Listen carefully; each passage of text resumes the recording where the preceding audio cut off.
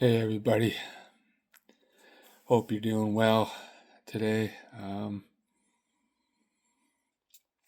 You probably all heard the news now, those of you that follow Charlie Kirk. He was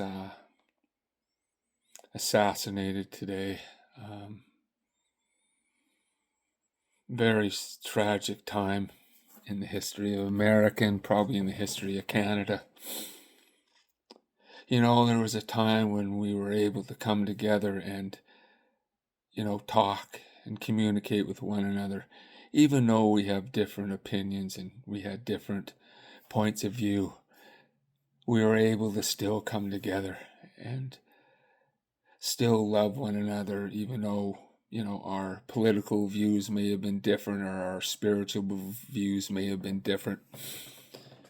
And we were able to come together and just come up with some kind of compromise, just to get along. And now I think all that's changed to a point where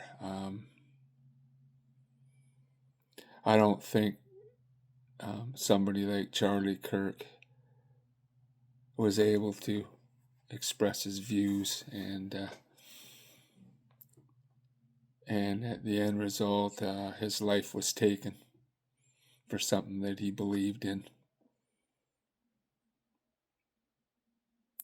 I never thought that it would come to this in this world.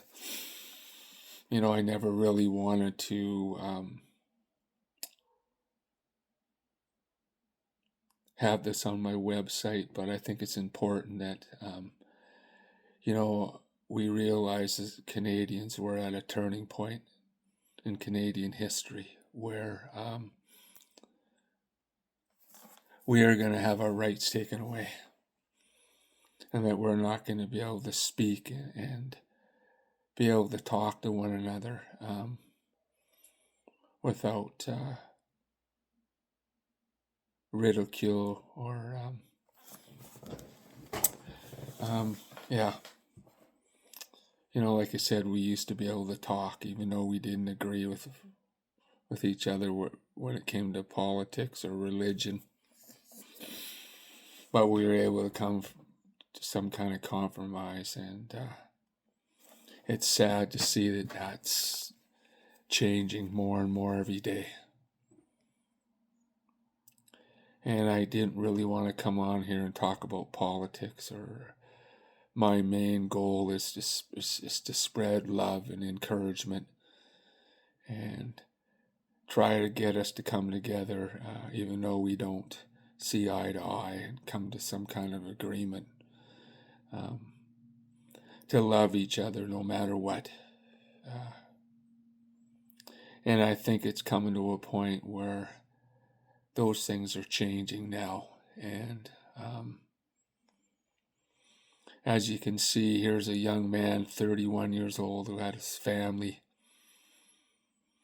Now he's never going to be able to walk his daughter down the aisle when she gets married, or his son. It's just really a sad day for not only America but for Canada, that somebody that evil could do that to a young man who just cared about what he believed in and cared about people in general and cared about the younger generation.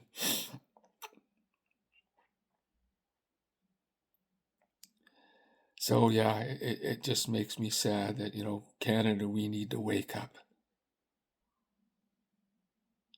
We are so far left that it's just ridiculous. And if we don't start turning things around, there's going to come a time where we're not going to be able to, enter a church, or we're not going to be able to speak how we feel. We're going to have all those rights taken away.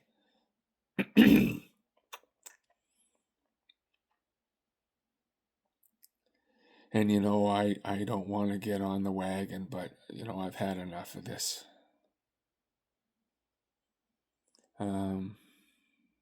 Yeah.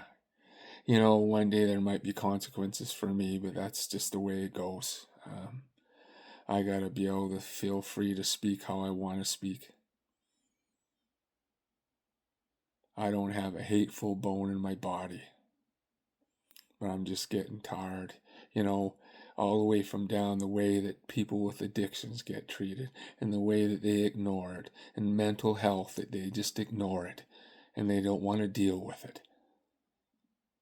They rather just tuck it under the rug. And instead of a person having a name, they just got a number, and even that they don't even have.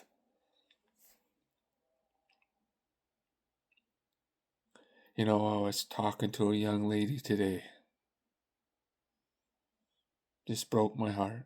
You know, I called, talked to her mother came and picked her up. And it's just like, man, we got to do something here. Another young fella that used to work for me, I saw him living on the street, addicted to fentanyl.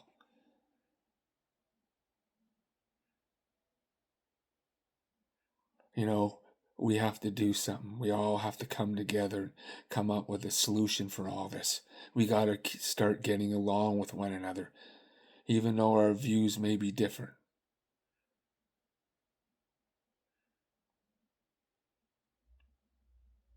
Because today was a tragic day, a day that didn't really need to happen. You know, for so many years we put up with the ideology of the leftists, and we're still putting up with it in Canada. You know, there was a time when I would be in school and there was Bible reading and prayer. It didn't hurt me. You know, it helped me, if anything. It taught me how to love my neighbor. And then all of a sudden they take that out. And now they're trying to brainwash our kids. You know, when is it going to end? You know, we have to start standing up for what is right and what we believe in. Because one day it's going to be taken away from us.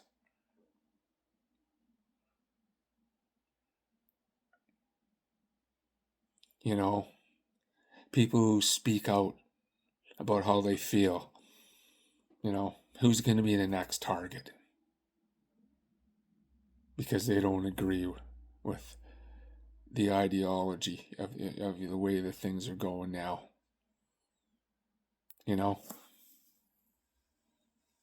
So who's the next young person? Or who's the next person that's going to, you know, be at the end of a bullet or whatever it is because of what they believe in and their love for mankind and their love for their country and their love for their kids. They just want to build a better life for their kids.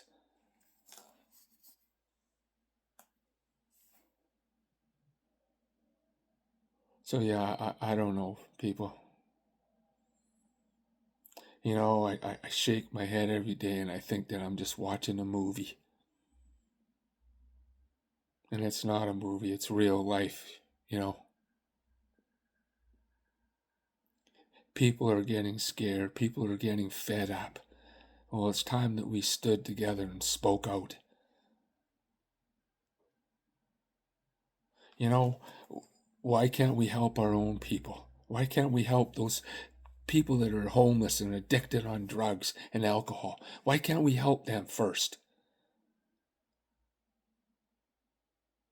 Or those people that don't have enough money for food or a place to live? So many people are, you know, single mothers are getting evicted because they lost their job and they don't have the money and they end up out in the street with their kids. When are we going to deal with that stuff? And find a way to help one another. That mother or that father, that single mother or father, doesn't deserve to be out in the street with their kids.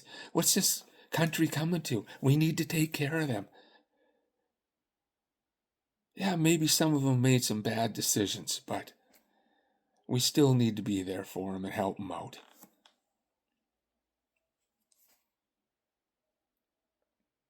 You know, and stop thinking about ourselves. Today it wasn't about me, it was about that young lady and how I could talk to her and give her hope that she can get better, that she can overcome her addiction. What are we doing about that kind of stuff? Encouraging them, getting them some help so that she can be a productive human being like she's supposed to be and how God intended her to be.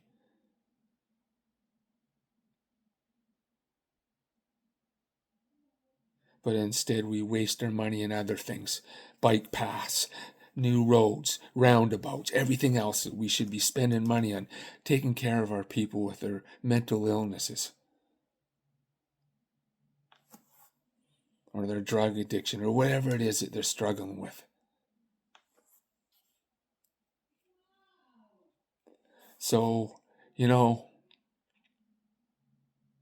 I hope this doesn't happen again, where somebody who just speaks about what they believe in has his life taken away. Because I know as long as I got breath, I'm going to speak the truth and I'm going to speak love. And that's all that matters to me. I don't care what anybody else thinks. The truth is that we got to do something, people. And how do we do that? We come together and we unite and we pray and we do whatever we have to do to defeat the enemy. And who's the enemy? What is the enemy? Well, everybody has their own ideas. But in the end, we all got to stand together and united to deal with all this stuff, so that our grandchildren and our children can have better lives. Because it isn't all doom and gloom. It doesn't have to be.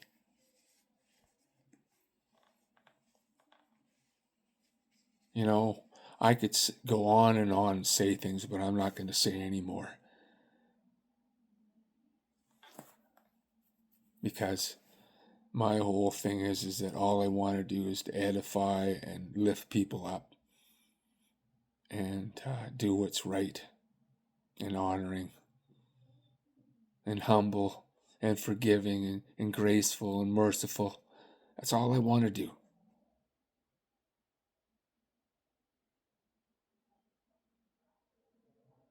So people, I just hope you take the time to think about all these things and pray about it. Because if we don't do something about it, we're just on a road to, God is ultimately in control. I know that. But we can't just sit by on our fannies and do nothing and say nothing.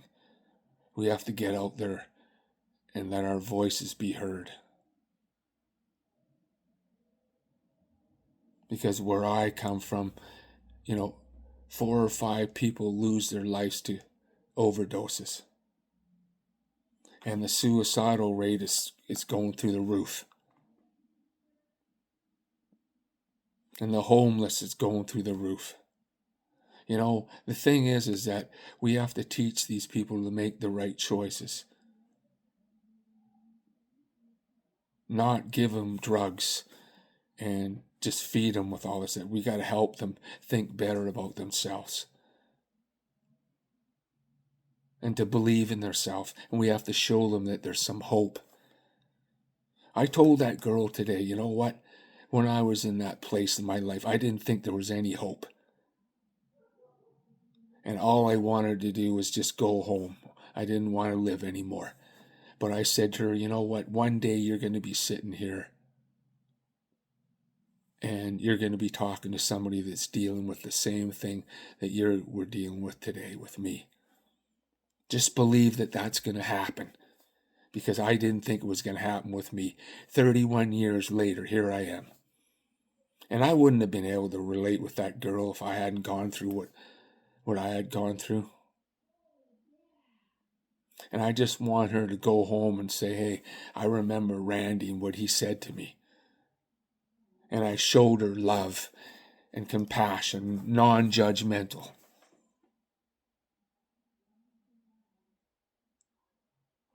And she had a beautiful mother who cares deeply about her. And I told her, you're so lucky to have a mom like that. A lot of people don't have parents like that. So what do they do without our help?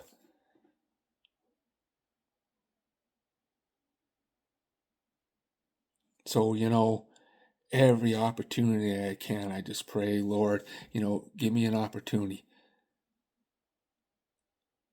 Because, and here I am at my watering hole having a coffee or a tea, and this happens, and I'm so grateful.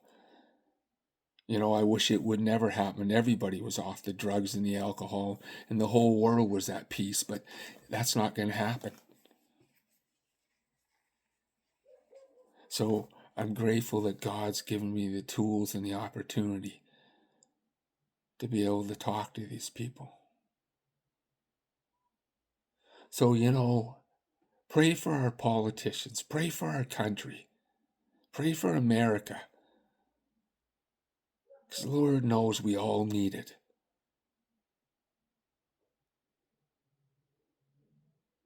And I just wish you all the best, and just take some time to think about what I've said. Because, we have to do something. So thank you for listening, and God bless you, and I wish you guys all the best.